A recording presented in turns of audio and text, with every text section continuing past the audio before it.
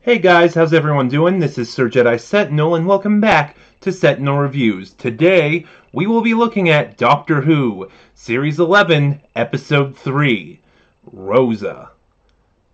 So, first things first, going into this episode, I was really nervous. The plot of this episode is basically, trying to get, in a way that echoes the first Doctor trying to get Ian and Barbara home. The Doctor tries to get Graham, Ryan, and Yaz home to 20th century Sheffield. And instead, she miscalculates, and they wind up in 1950s Alabama, where they find that someone is trying to undo the historic moment of Rosa Parks refusing to give up her seat.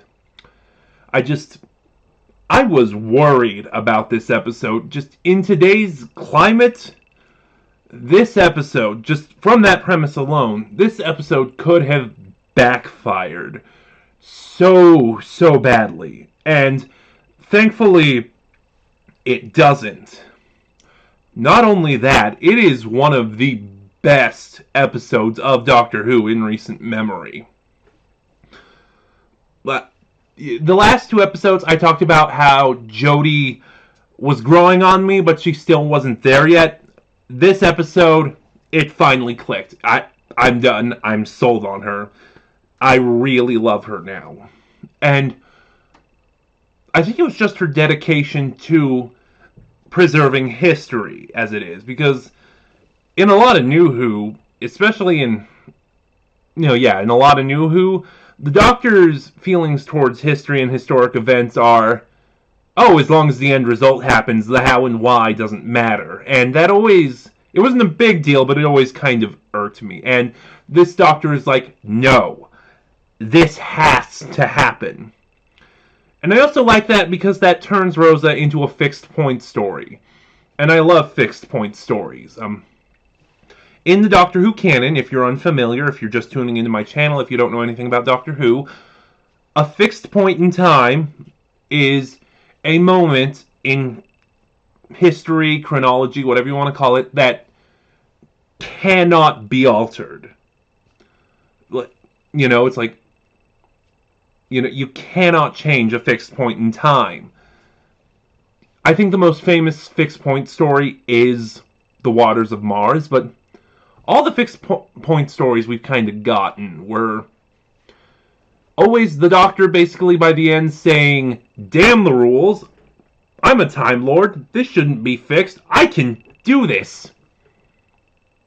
Looking at you, hell-bent.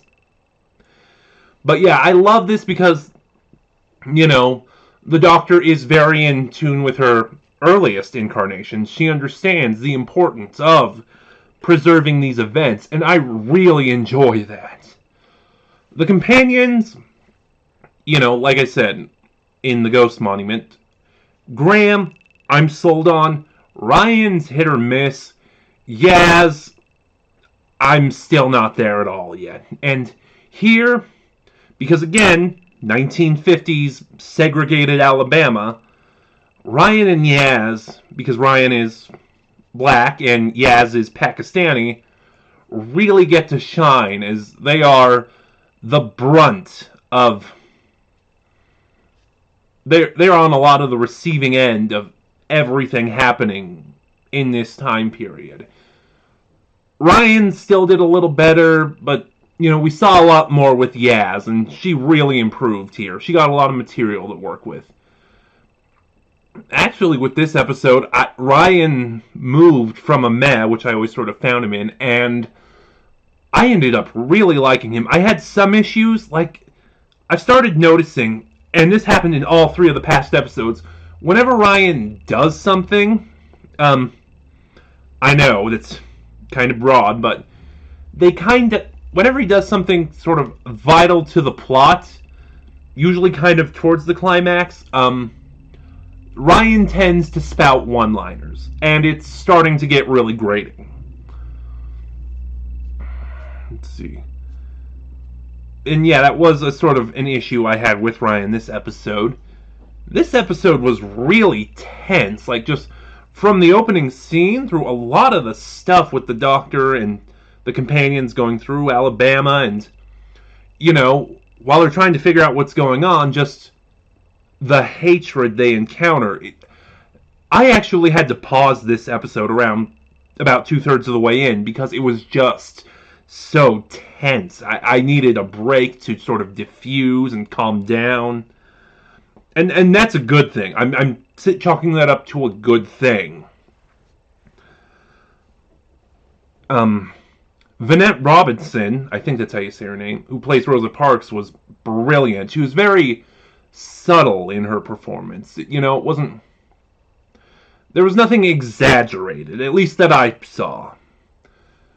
And then as of the other guest stars, I now have to talk about the villain, because, yeah, like I said, someone is trying to change history, and I guess this is a spoiler warning, because this episode talks about history, and this is a historic event everyone knows, I wouldn't really say there's a spoiler warning in place, but yeah, I will say spoilers. If you haven't seen Rosa, go see it. It's great. The villain is from the future, and he is trying to undo this moment because, according to him, this is where it started.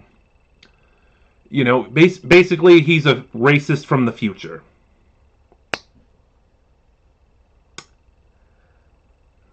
Yep. And really, he was the weakest part of this episode. It's just, the writing was really poor. It was a really two-dimensional character, and just, even the performance fell really flat. And I like Josh Bowman. I've liked him ever since Revenge. Yeah, Revenge got really soapy and melodramatic in later seasons, but I really liked him. And it seemed like he had nothing to work with. Even his defeat at the end of the episode is really anticlimactic. It was just like, that's it? That's all it took? Yeah, he was one of the major weaknesses of the episode, but overall there was a lot of strong things. One of the things I really liked is that there was mostly no sci-fi elements at all. The villain had a weapon of some sort. He had various tools, but they barely came up at the plot at all. And, at the earliest possible convenience, the Doctor got rid of them. So, I'm counting it as one, even though there is some sci-fi elements at play. But really, this is, I think, the first time in New Who that we've gotten a pure historical. And I know, it's not perfect, but yeah, I'm counting this as a pure historical. And it's like, I really hope this means that pure historicals are going to start coming back, because I love the pure historicals. So, and it's a shame that really since the Fifth Doctor's era, since Black Orchid, we haven't had one. And again, if you're new to Doctor Who, a pure historical is a story where there is no sci-fi elements save for the Doctor, the companions, and the TARDIS. So really, they are watching history unfold. The pure historical sort of died out after the second Doctor, save for that one Fifth Doctor story, and they are still alive on audio. But yeah, now we get pseudo-historicals mostly, where they go back in time, they go back in history, and there are sci-fi and alien elements at play. In my opinion, the pure historicals are better. My favorite First Doctor story is the Aztecs. That was kind of a tangent, but no, yeah, this showed elements of being mostly a pure historical, and I really enjoyed that, and I hope that means pure historicals are on the comeback. Honestly, I think there's really nothing more to talk about than the ending. So, they defeat the villain, and they get everything to happen almost as it did originally, except there is one thing wrong. If they leave now, if the Doctor, Graham, Ryan, and Yaz leave now, then there will be enough empty seats on the bus for Rosa to move, and they realize we can't leave. So, and it's honestly just a devastating heartbreaking moment as they have to sit and do nothing, as this happens.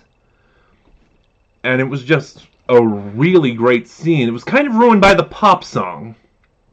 I'm not going to go too much into that because it was a good song, but yeah, it wasn't a bad choice. It's just it was too much. It was like this close to being over the top.